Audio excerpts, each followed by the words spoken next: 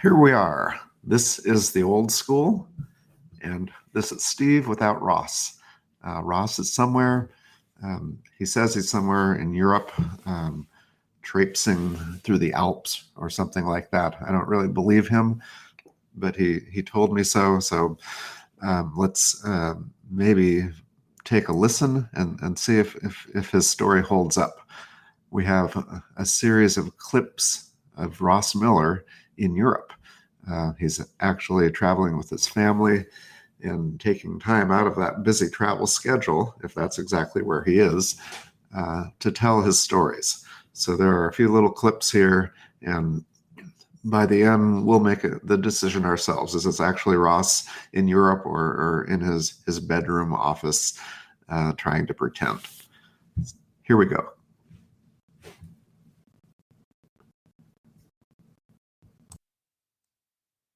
So here we are, live from Europe. I'm actually nestled in a Tuscan villa outside the town of Lucca. If you don't know where Lucca is, bust out a map. It's not about an hour west of Florence. Just came back from Chamonix, which is in the French Alps, and it was a pretty amazing trip. We had a house, we had a room, not a house, it was kind of an apartment that kind of overlooked, our balcony overlooked Mont Blanc itself, which is the highest peak in Europe for all those who are not familiar with your European geography. And it's just a great time. It's a great scene, cool weather. Doors and windows were all, not doors, but windows were always open. And the scene there was pretty nice. A lot of tourists. As you might imagine, everyone seems to be up for traveling now. Mostly French tourists that we saw. We had, towards the end of the trip, we saw some, I think some folks from China. But on the whole, it seemed like most people were from France. I don't understand why you would travel to some place and like work out. Saw a bunch of people just running down the street for no particular reason. They had on weighted vests because their own body weight is so thin and so light. They can't get a good workout in, so they have to wear weighted vests. I wouldn't know what that's like. And a lot of babies, a lot of dogs. Both of them were basically the same. They either had a happy, cheerful, sort of dumb disposition, or they had kind of an angry, choleric, kind of testy disposition. I tended to stay away from both of them. I don't trust dogs and don't understand babies. I didn't understand my baby when she was a baby, but at least she was mine. Plenty of good food. I don't know if you're familiar with French cuisine. There's like different types of French cuisine depending upon where you are in the country. Since we were in the mountains, there were certain kinds of food that are perhaps more known of. First of all, let's start with the sweet stuff. So they had something called the tarte de myrtille, which is kind of the blueberry tart. And you haven't had a blueberry tart unless you've had one in the French Alps, because those blueberries were incredible. Now, if you're like me, most of the time when I have blueberries, they don't really taste that much. You know, you don't really get a lot of flavor out of them. That's not the case with these blueberries there. Just an amazing taste. And the second thing we had, well, actually, it was the dinner before the dessert. I started with dessert, as you should. But the beginning of the meal was two things. First of all, they came out with a salad, which I guess you have to eat. And then the baked feta cheese, which if you've never had that, let me tell you something. That will change your life. You get some baked feta cheese on top of some French bread, and you will begin to question everything in your life. You will embrace the mantra of Descartes, where to, if at all possible, question everything. You will begin doing that when you eat baked goat cheese. Then for the meal, we had what's called the tartiflette, which is basically a much, much better potato au gratin for all the 70s fans in here who are familiar with the Hungry Man meal that had the potato au gratin as kind of a side dish to the meatloaf. This thing is like 10 times what you're going to find in your Hungry Meal TV dinner. Potatoes, roublechon cheese. I mean, it's just unreal. And so you eat that. We're in this nice little kind of alleyway. Picture perfect, straight out of Central Casting, French bistro. And it was just incredible. Of course, you got to have some wine. I mean, why wouldn't you? And so some wine, some of the goat cheese, then the tarte de flette, then the blueberry tart to wrap it all up. And even eating this very heavy kind of meal, you don't feel like it was that heavy. So anyway, just some observations, some of the food we had while we're there. And of course, the best thing about some of the French cafes is the baguette sandwiches in the morning with, well, hell, you can get anything on it. So, but some pretty good stuff. Anyway, first of the observations, surely many to come. So stay tuned and we'll report to you live from Florence fairly soon. Later. Bye. So welcome back, everybody. This is your friendly neighborhood former high school teacher sitting in the halls of the Uffizi and within eyeshot of the most offending diminutive appendage in the history of mankind. Wars have been fought. People have been fired. It has been one of those things that has bedazzled and befuddled and bemused and bemoaned people over the centuries, is this one tiny little appendage. Now, attached to the appendage is the statue of David, which, among all the other statues in here, is a pretty good representation. You can see why this statue is so famous. But to be honest with you, there are so many other statues, so many great statues. David's certainly one of them that you could come and enjoy. If nothing else, you can watch all the people taking pictures without ever really looking at what the pictures are. You can see them taking pictures of statues without really looking at what the statue is or of whom the statue is. You can see them lining up for minutes upon minutes to get into view of a room that they have no understanding of and are not really interested. They're just collecting pictures. Now, for all of those folks, and there are plenty of them, there are also individuals who are truly trying to understand things around here. But I got to tell you, the cattle call-like nature of the process here doesn't really allow for too much deep introspection. Yet people still try to do it. For those who simply cannot handle the hustle and bustle, there are plenty of benches along the sides of the hallways for people to look at their phones and check out the latest feeds on Facebook, Instagram, TikTok. Who knows what they're doing? There are kids here who are barely able to contain their ambivalence to the art around them, like my daughter, for instance, who really the only thing that's getting her through it is the prospect of having gelato in the next couple of hours. Outside of that, it is pretty much chock-a-block here. But sarcasm and silliness aside, this is a pretty amazing place. This is a pretty remarkable place just because of the art that's here, the history that's here, and the idea of being able to see this and to see it up close. It's quite something. You to see something that you've only seen in textbooks, perhaps, or brochures, perhaps, or Lonely Planet guides to Florence. To be able to stand in front of it is a hell of an experience. So, don't wait for the prices to go down on airplane tickets. You might as well go ahead and spit the bit and go ahead and buy the tickets. Come here as soon as you can. Well, that's it for right now. Another latest installment of the fun-filled, action-packed adventures of Ross Miller and his extended family in the beautiful cities of Italy. Later. So we're back here in Tuscany, and I want you to picture the worst traffic you've ever experienced, and then and only then can you appreciate assuming that you take that worst traffic and multiply it by a factor of 10? Can you understand how bad traffic was yesterday in Florence? Now, today is the 2nd of June. It is a national holiday. It is Independence Day.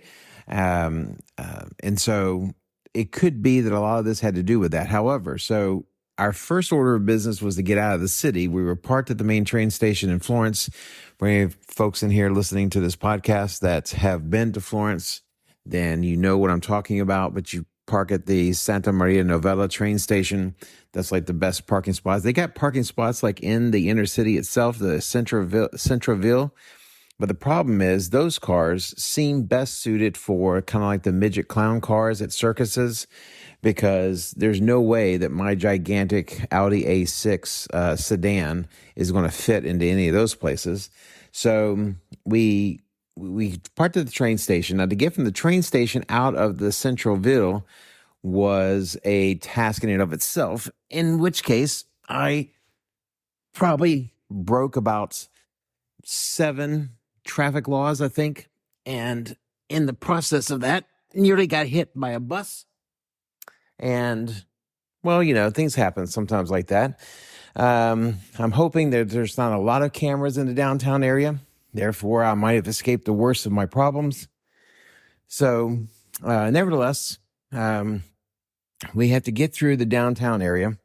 Then once you get out of the downtown area, then you find yourself trying to get on the interstate. And it was chock-a-block full of cars. And of course, in Italy, you have several things to look forward and look out for. You have to, as they say in the hockey world, you have to keep your head on a swivel. So you're looking at downtown, you're looking for pedestrians, you're looking for cars, you're looking for motorbikes, Vespas, scooters, bicycles. And it's just a host of range of things that you have to kind of be careful of. As we're kind of leaving the downtown area, you also have to look out for the fact that you have multiple large veins of traffic merging into one another. You have lanes that merge. You have lanes that just out and out disappear. And that was kind of strange because there was a couple times when I was in traffic, but there seemed to be no order of business.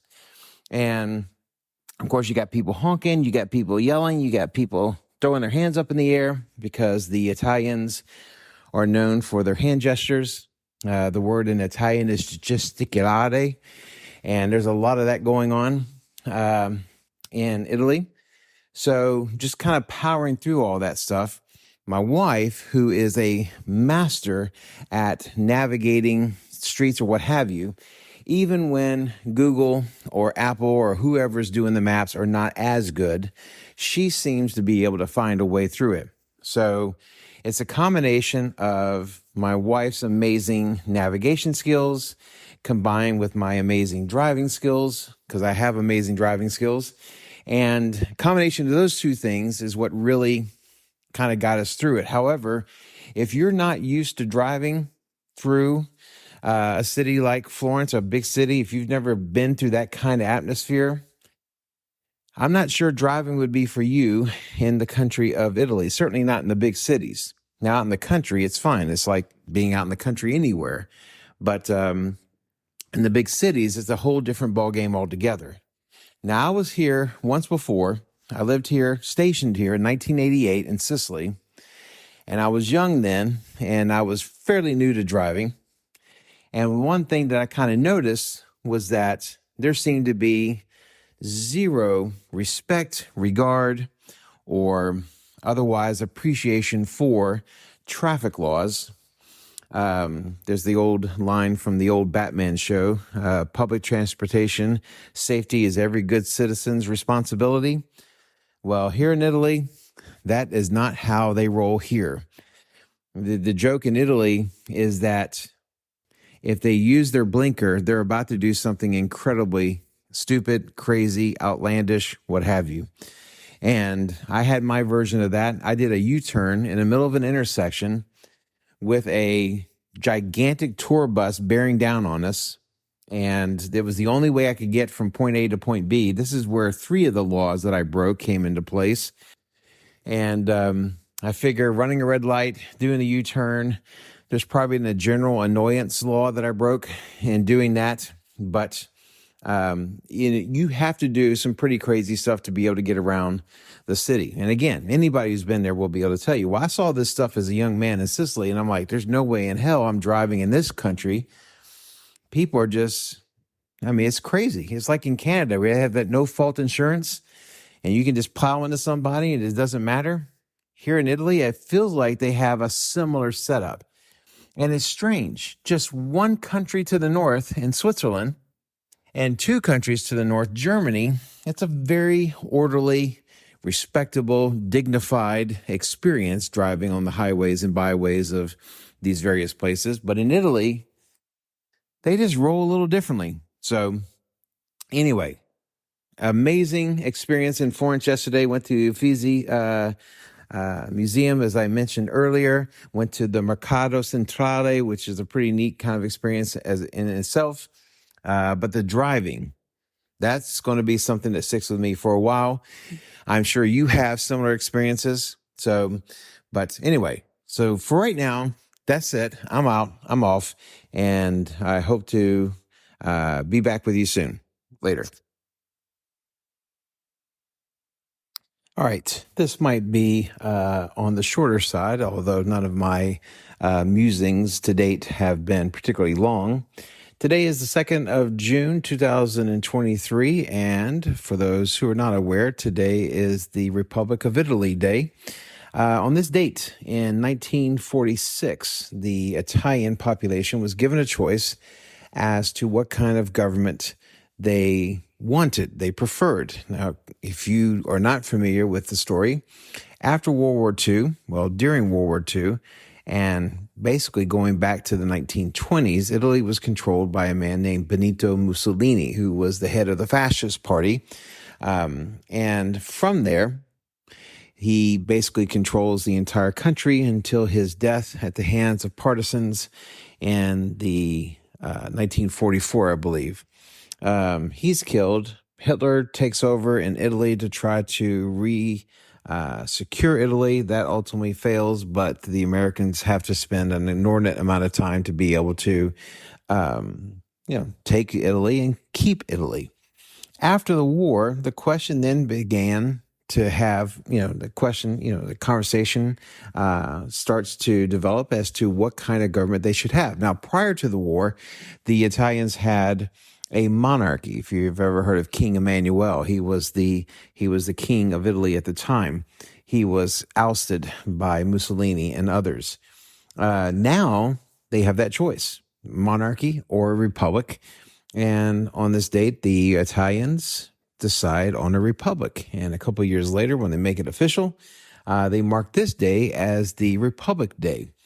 Now in Rome, if I was in Rome right now, this would be a heck of a observation here, because I would have been privy to and witnessed to quite a celebration, including parades and celebrations and fireworks and what have you. It would have been a joy to behold and a sight to see.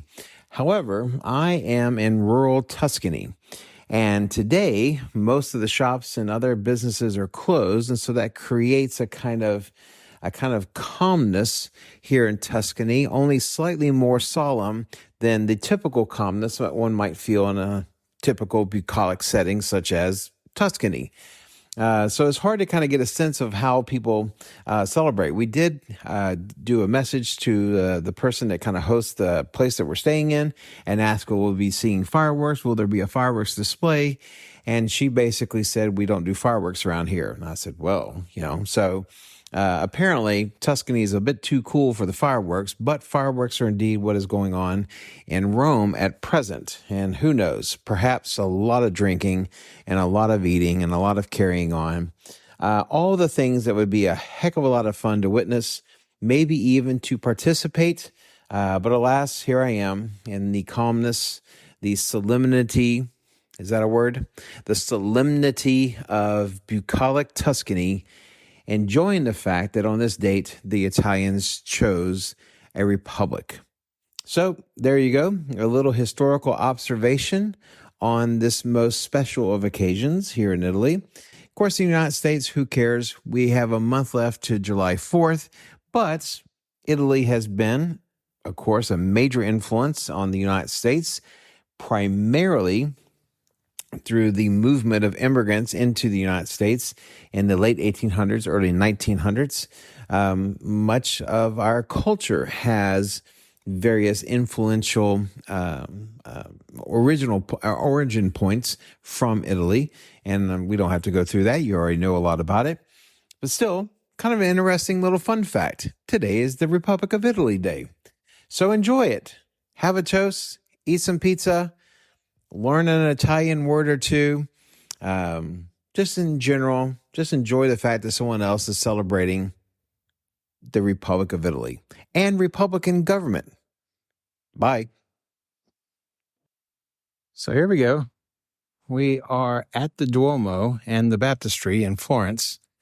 Now, you would think, given the historicity of the Duomo, the popularity as a tourist attraction of the Duomo, that must be one of the most incredible churches that man has ever put together. And indeed, it is pretty astounding. It is pretty remarkable from the outside. You got some decorations, some architectural styles and colors that are very unusual for churches, especially for Christian churches. I mean, you might find something in it like that color-wise. There's some green and some pales and what have you. You might find that, for example, with some Orthodox churches. You might even find that with some of the Islamic mosque, but you seldom see it within Catholic churches. But this one has it, and it is quite astonishing.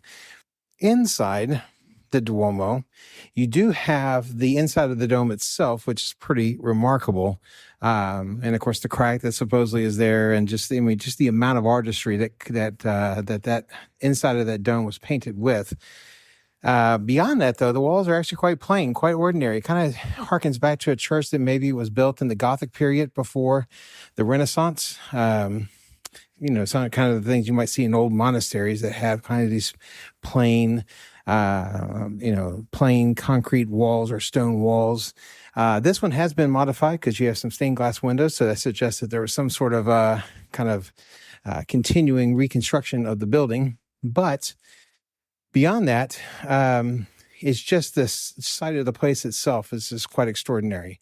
And then you go into the baptistry, and what the Duomo lacks as far as internal accoutrements, the baptistry has it in spades. Again, you see that green color, you see green marble, you see sculptures, you see a litany of crosses and what looks to be Orthodox era. We're talking about maybe pre-Renaissance era paintings that kind of go around the top layer of the dome of the baptistry. But in any event, it's a pretty extraordinary sight.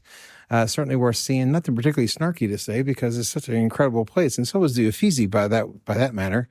Even though I think came across a little snarky. I like the fact that they demand that people cover their legs and what have you when they come in, because you can't come in here looking like you're ready for the clubs and then say you think you're going to go to the baptistry. They're going to stop you right there, so I kind of like that. It kind of reminds me of a Russian Orthodox church in Wiesbaden, Germany, that's patrolled by two very crusty Russian ladies, a couple of babushkas, if you will. But I like the sentiment. I like the idea. Dress right, know where you are, know your settings, know your surroundings. So anyway, here we go. Thank you so much for listening to this. There will be more, but maybe on the next episode later. Well, you heard it for yourselves. I don't believe it. I think he faked the car noise and the noise in the cafes and restaurants. It's another example of one of Ross Miller's scams. He's trying to pull something over on us. I think we'll probably hear more from him because he has an awful lot to say. And I'm just going to sit back. So if there's another episode like this, I'm going to do my homework and see if we can catch him in the act. But for now, let's just say that we heard from Ross Miller in Europe. This is the Old School, Dr. Stephen Bourgeois. Thank you. And welcome. Good morning. Good evening.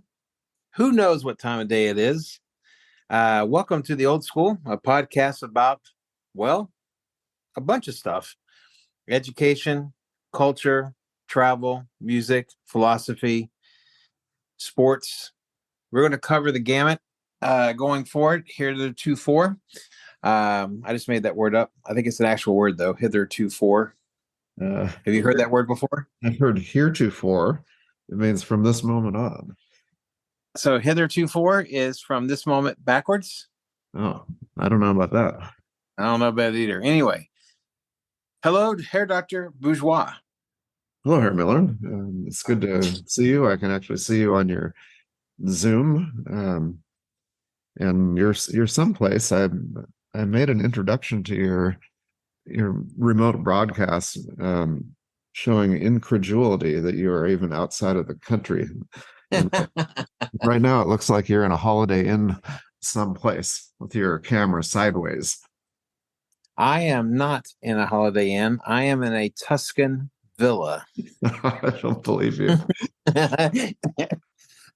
It is. The problem is that we have 7 people here, and so we needed a big house. And my wife, who seems to have a ability to ferret out such things, came across this Tuscan villa, which is bigger than any house I've ever lived in before, by a mile, but is actually quite cozy, quite comfy. And the best thing about this is, right as I'm about to wind down for the night, if I'm lucky, I can catch the beginning of some daytime baseball.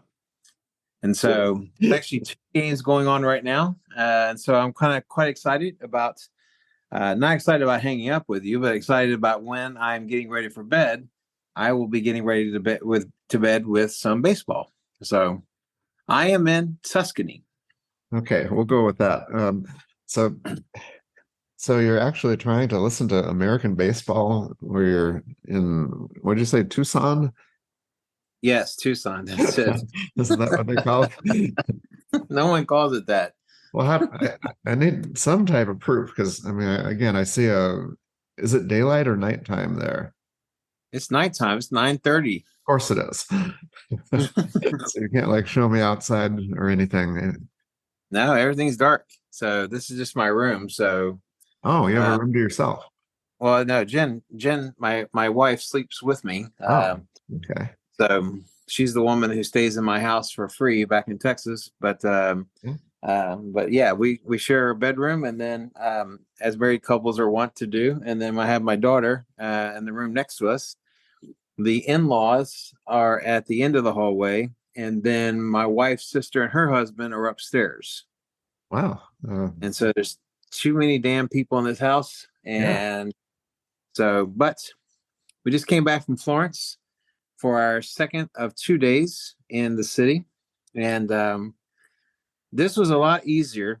I don't know if you heard the various recordings I sent to you, but one of the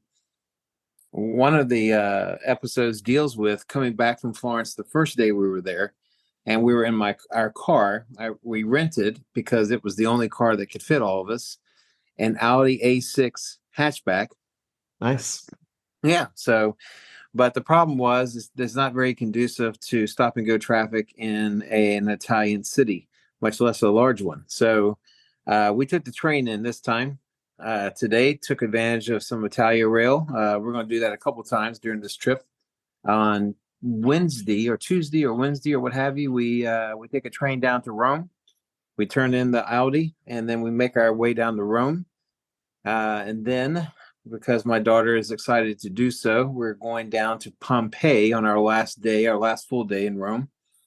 We will leave Rome and go to Pompeii, and then that next day I fly out to Frankfurt to meet the exchange group that you and I were once partners with, and that I am doing my last one. I'm officially retired, but I'll be accompanying them on this last trip, and then I fly back to the good old U.S. of A. on the 24th. 24th. It seems like your Italian trip has been relatively short. Didn't you just get there like yesterday? No, I've been here we got here on the 1st of June, Okay. and then I'm leaving on the 10th of June. So 9 full days here. That was preceded by 4 days in the French Alps, and then you got a couple weeks in Germany. So Okay. there's a lot going. Oh, I listened to your one remote broadcast in the French Alps. So did you you want? didn't Uh, you didn't hear all of them? You didn't oh, listen to all of them? no, I can take only so much of you at a time here, Mel. No, I'll listen to it eventually before I post it on worldwide air. I want to make sure you keep it clean there. But there is some discussion on the one where I'm in the Uffizi about a certain diminutive appendage oh, that has quite a controversy, and many people travel many miles to see it. So, and the body that's attached to it. But yeah, I mean, it's been a great trip thus far. Have you ever been to Italy? I've been to Italy for like 2 hours with you. That's about it. It was We maybe. had some. He had a horrible gnocchi meal, and then we left. We couldn't handle it anymore. Yeah, I think we talked about that on air last time. But you went to the same place? No, no. No, you laugh. Of course not. We're The, the Millers. We go to different parts of, of Italy now. So where are you geographically from? I guess I could look you up. well, geographically, I'm about an hour west of Florence in a town called Lucca, actually outside the town of Lucca. And so it's a beautiful area. It's a rural area, at least the area that I'm in outside of Lucca. And I think Tuscany is perhaps most known for agriculture. Just had a great meal yesterday at an agro business. These are farms that have kind of branched out, and in order to make more money, they've added restaurants and various other things. Not necessarily a dude ranch, but kind of a dude ranch where you kind of work the fields a little bit if you want to do that for your vacation. I don't know why, but if you did, you could do that. Um, so yeah, so I mean, it's a lot going on right now, and like I said, we're heading out to Rome in a couple of days. We were going to do Cinque Terre, which is the very famous collection of five little towns along the cliffs of the Adriatic Sea, I think. I'm not sure, but we've decided against that. I think we're going to spend some more time in some other kind of small towns in Tuscany before we leave, and then go on to Rome. Wow. Okay. Well, I'm looking at the map here. You're not that far from Pisa, technically. No, we're very close to Pisa, and I must say I didn't really have an interest to go there. I mean, how interesting can a leaning building be? But for whatever reason, my daughter has suddenly developed an interest in it, and so we may do a drive-by and see how that goes. But who cares about Pisa? I don't care about Pisa. I mean, if that's the only thing they got going for them is the Leaning Tower. I mean, I just don't know. There's supposed to be a cathedral right next to it, which is supposed to be pretty nice, but there's a lot of damn cathedrals around here, and they're all pretty nice. And so it seems rather, I don't know. We may go, we may not go. I'm not quite sure. We're playing it by ear. I bet that you'll just drive by and your daughter will be outside kind of walking in front of the car while you're honking the horn. It's just a terrible thing. I can't imagine. But so you've been talking about food a lot when you were there, and tonight it seems like you're going to bed early. What time is it tonight, right where you are? Well, it's probably getting closer to 10, about 9:45. So, Okay. So do you go out late? Is that the kind of crowd you're running with? I mean, it seems pretty early to be in back. well, here's the deal. This is something I found out when we were in Greece back in 2012, and that is for a Mediterranean culture, people don't really go to dinner until about 9 or 10. Yeah. And so, but as you know, I am not one for late nights. Um, and so it is something that's been a bit of a struggle for me. I'm trying to learn how to sleep a little bit later so as that I can stay up a little bit later. So I think the first night we were in Tuscany, we had a great pizza meal that started at about 10 o'clock at night. And then we had one other meal that started fairly late. I think tomorrow's meal, um, which is ostensibly going to be kind of a retirement dinner with my wife's family, is starting.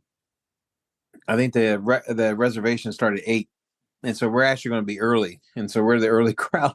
Wow. And so, but yeah, I don't mind the idea, because one, they sleep a little bit later. Two, they have the siesta in the middle of the day, and so therefore people are more inclined to stay up a little bit later. Hmm. That sounds good. So is the pizza actually better there than it is in Germany or here?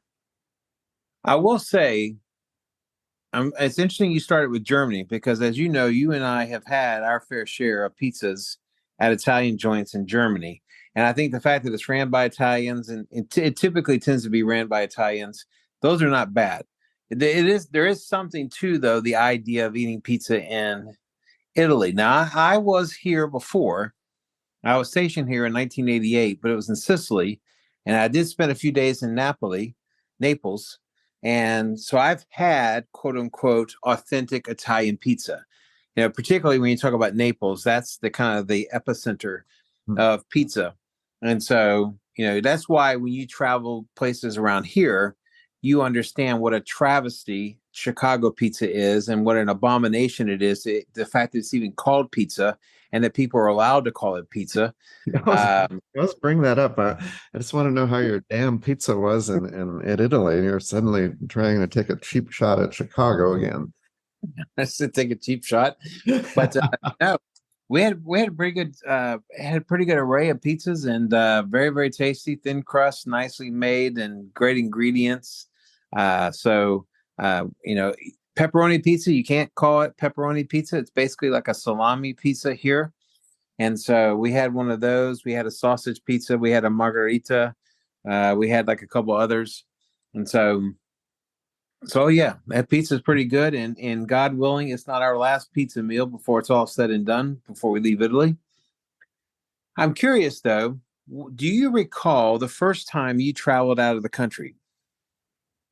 The first time, well, I think I don't know if this counts, but I guess when I was, I think 10 years old or 12, um, we went to Niagara Falls, and it was just driving back from the East Coast to Oregon. So we're, we went there, then I think we ended up in Michigan or something. So we just got our foot in there a little bit.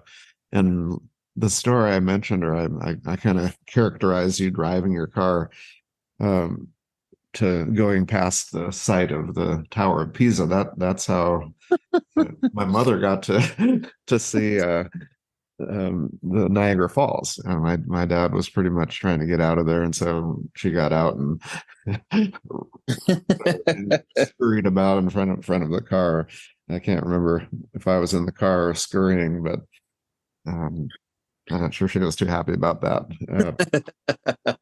But I don't know if we spent the night there or had a meal. So I don't know if that counts or not. No, I went to Germany in 1988, actually 89. 89. A nice time to be in Germany, actually, all that was going on there. Sure. But I was, so I just took a trip by myself totally for about 3 weeks and took trains around and kind of got my sea legs because I'd never done any traveling. And I wouldn't say it was a great trip. I spent most of my time inside of cathedrals, just sitting and bookstore. That's about all I did. So what's the one cathedral that impacted you the most that first trip? Um, Boy, I went to Speyer. They had a nice cathedral there, and also the cathedral at Worms, actually, were famous Okay. for Martin Luther.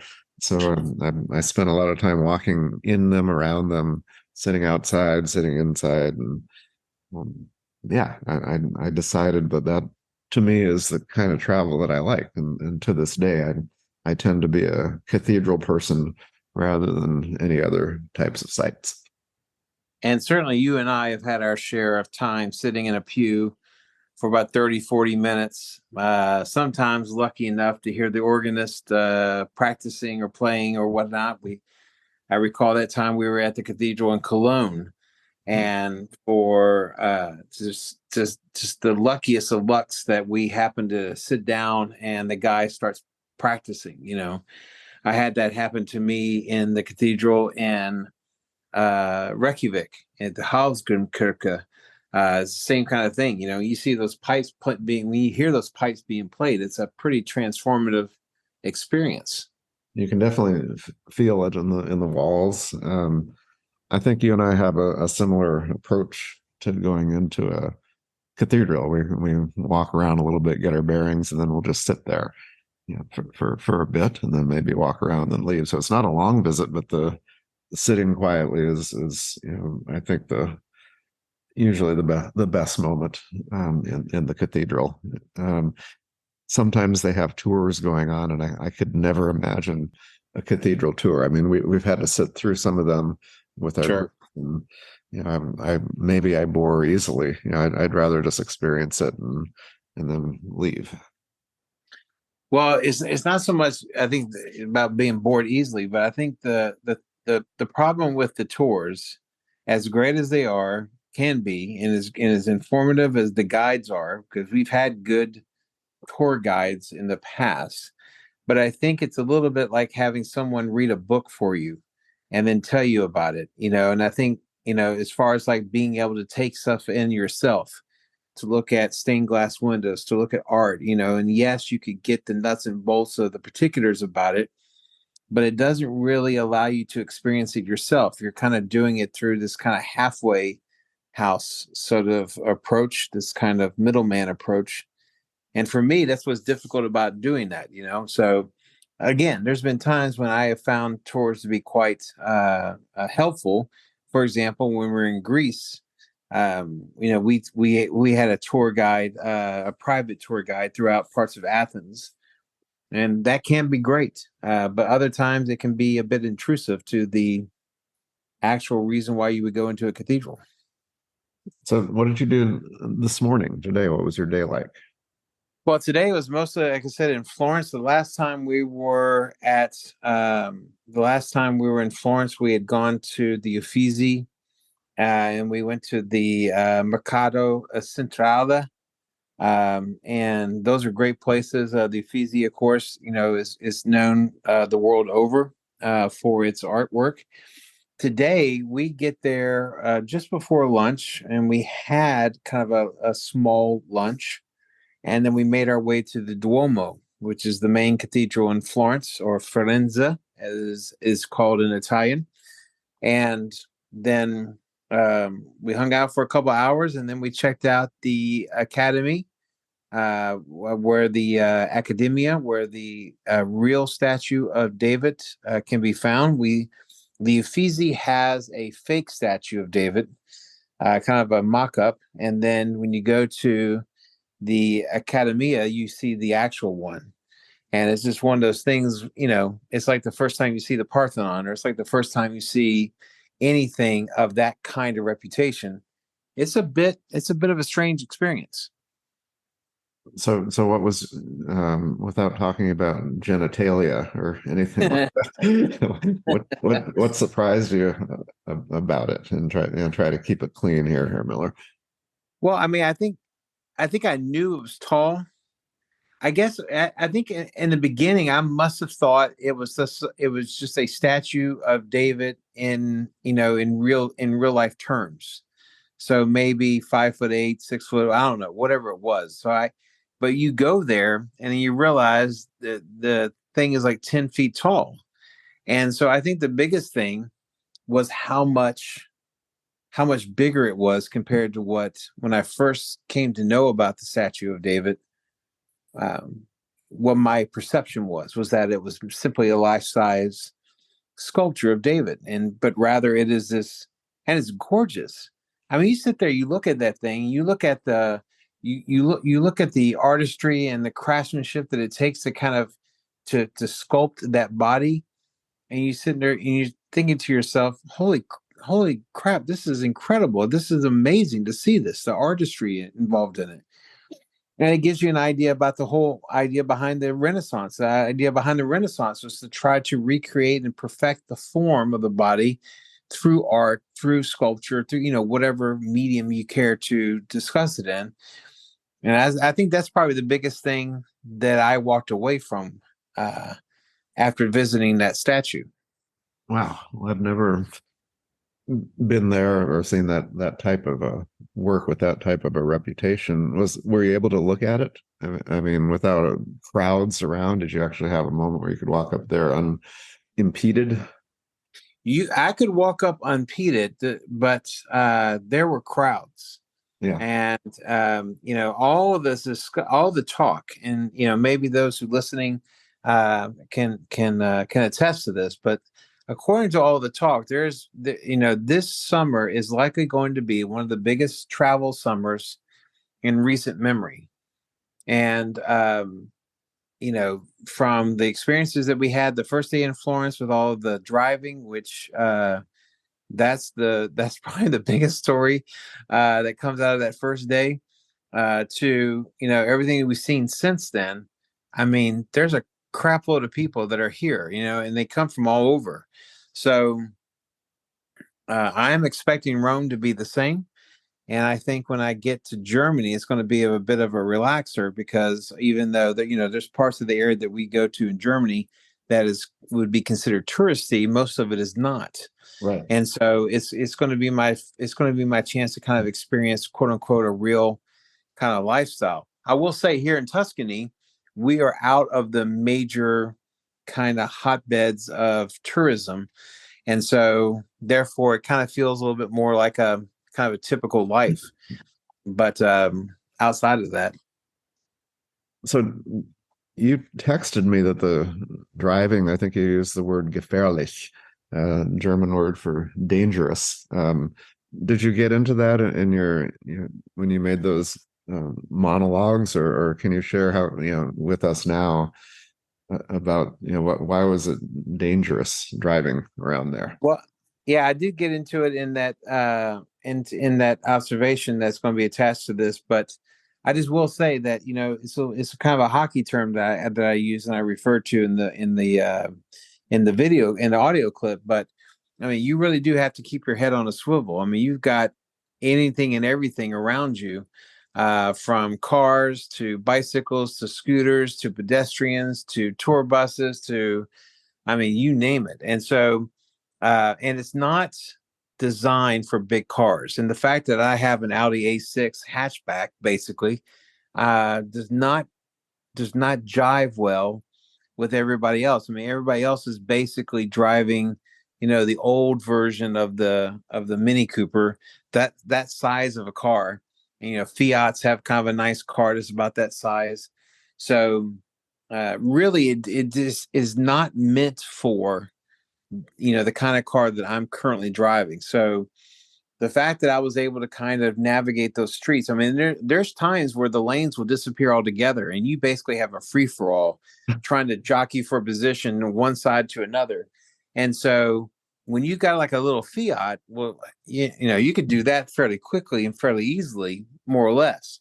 But then when you're driving, basically I'm driving a tank, driving through, it's a whole different ball game altogether. And so, so yeah, as I said in the audio thing, I mean, my first experience with Italian driving is I wanted no part of it, but I must tell you, it was kind of fun. I enjoyed it. Okay. Well, I'm sure I would enjoy it. You would have hated it. Yeah, I'd probably bring earplugs and blindfolds and play music into the earphones and get you basically set up for how they do when they have like hell, what do they call those dental procedures where you have to kind of root canal. Oh yeah, And they you put you go to on. one. Yeah, you go to one of those fancy clinics and they'll give you some Bose headphones. You can listen to jazz. You can get eye covering, the whole 9 yards. I insist on being knocked out entirely for, for anything, even a teeth cleaning. Quite honestly, Yeah, come on. You think I'm joking? So what is your next trip that you're going to be taking outside the country? Do you have anything in the works? I'm not going anywhere. What? No, I'm flying to Oregon in about a month, which is going to be really fun. I haven't been there in about 4.5 years. That's like another country. Yeah, I guess so. I'm sure I'm going to the Portland airport. I bet the town is still burning. It's still on fire. It depends on what news you watch, but on some networks, you see they show Portland and they just show it on fire or something. Uh, but no, that's like, we're taking a trip. My wife and I are going to Mexico to a resort in Cancun, I believe, in a couple weeks, 3 weeks. So I guess, I mean, that to me, we're just going to the resort. Um, but no, I don't have any major plans. I think you and I need to talk about it at some point and decide what would be exciting and new, because we've definitely done a lot of Germany and a lot of the same things. Last summer will be hard to top, actually, when we went to Switzerland. That was an incredible experience. And we do have kind of slated sometime, hopefully soon, a trip to Baltimore, my hometown, because you were gracious enough, you and your sainted father hosted me in Eugene, Oregon, which was an incredible experience and a drive up the coast. And so hopefully we'll get a chance to go to my hometown soon. But I don't know how much we've talked about the idea of international travel. On the podcast, I know it's come up, but I basically quote ad nauseum two guys. One is Rick Steves, who says that every American should have a passport, and that the biggest thing that you get from travel is a broader perspective. And that broader perspective kind of comes hand in hand with a poem that Kipling wrote, where he talked about, what do they know of England who only England knows. And so the notion that you could say that you know your country, but I think there's something to be gained from understanding it from different points of view. But simply understanding different people's points of view, I think, is something that's actually quite a kind of a cool part about travel and a cool part about talking to people. And that's one of the things that I get to do, and I've spent the last 6 months learning Italian. I've had an Italian teacher. Really? And yeah. And so one of the cool things is being able to talk to people. And I just think it's an invaluable experience. And I hope something that my daughter's getting out of this. But I'm a big believer in it. It's one of the reasons why I was so excited to join you when you were doing the Germany exchange program, and why I continued it after you decided to hang it up. I think it's that important. Well, that's quite a commitment. I knew you took some language lessons. You're taking Spanish and German, and now Italian. You're probably learning to speak Greek. I bet. I bet you've done that already. Well, I will say that I will probably back off on Italian after this. I mean, but I will say I've come to love the language. It's a fun language to try to speak. It's a fun language to kind of hear yourself in, because in your own language you have your own cadence, you have your own way of speaking, you have your own way of kind of presenting yourself, and when you do so in another language, it in a lot of ways it can change the perception of you. It's You funny. do, yeah, well, yeah, it is. I mean, can you speak to that at all? I mean, just with your experience in German. Well, when I speak German, I'm really aggressive and mean spirited. I don't know. No, you're No, not. I think but it is different. You kind of eventually you convince yourself, and you forget about it, that you do have a different character almost. But I'm dying to hear you speak Italian, more than just the name of a town. Well, it's been fun. I mean, certainly there are times, and this is the hardest thing about Italian, at least for me, it's been is the idea of understanding other people speaking to you, because they're talking pretty fast, and Italian speakers can speak awfully fast. And so it's one of those things where, I mean, that's the biggest challenge. But it's exciting to sit there and say, say something in Italian to be understood, to be able to kind of answer back with with their follow up question. And so, yeah, I think when I get back to the States, I'm going to stick to German and Spanish. And I do speak French a little bit with my wife, because she used to teach it. And of course, I got a chance to use it a little bit when we were in Chamonix in the French Alps. But I mean, it sounds pretentious talking about all these places I've been to of Yeah, late. it does. I was thinking the same thing. Do you ever insult the Italians by jumping into Spanish in the middle of your conversation? No, because I think you remember when we had that horrible Yonki meal in Yeah, Chiavenna. right. Um, I was trying to ask him a question, and I didn't know the word in Italian, so I started using Spanish, and he just looked at me like, That's what it is. That's why we got the bad meal because you were throwing in Spanish. Guy waiter goes back to the kitchen. That son of a bitch, he's talking Spanish to me. It's a romance language. They're all the same. They're all the same. It's just one thing or another. It's all the same though. Uh, But I tell you what, that is one of the things that have made Italian a little bit easier is that there's so many kind of carryovers from Spanish. So that does help. well, we may have to do this again here, Miller, when you're in Germany, if not sooner. Get it. I think having you abroad, I'm enjoying it. That you're just picturing you out there. We may have to just send you a driving across the United States and talking to you in the car or something. It might be a What thing. it could be. I mean, right. I think right now one of the kind of the side things that I'm getting involved in is that I have a copy of a Farewell to Arms because I'm in Italy. And of course, for those who don't know, that's Hemingway's book about his adventures during World War I, where he falls in love with a nurse.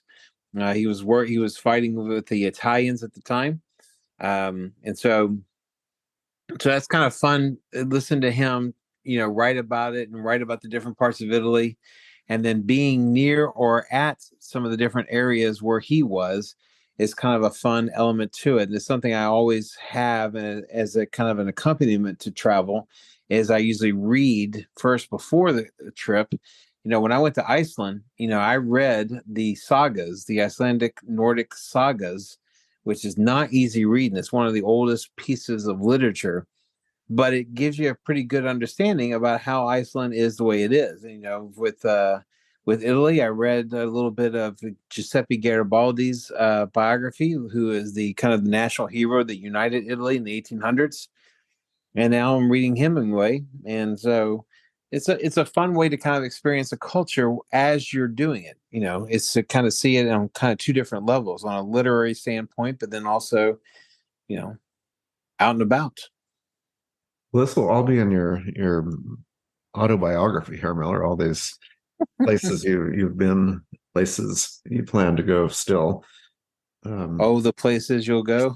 I was trying. I know about one line from that. And they usually play it at graduations, and I think, okay, let's not do that anymore.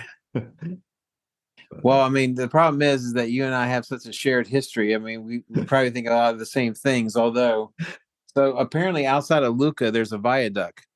And the first thing I thought of when I saw the viaduct is the old Marx Brother line, viaduct, why not a chicken? And it goes, I don't know. I'm new here myself. So Oh my you see these.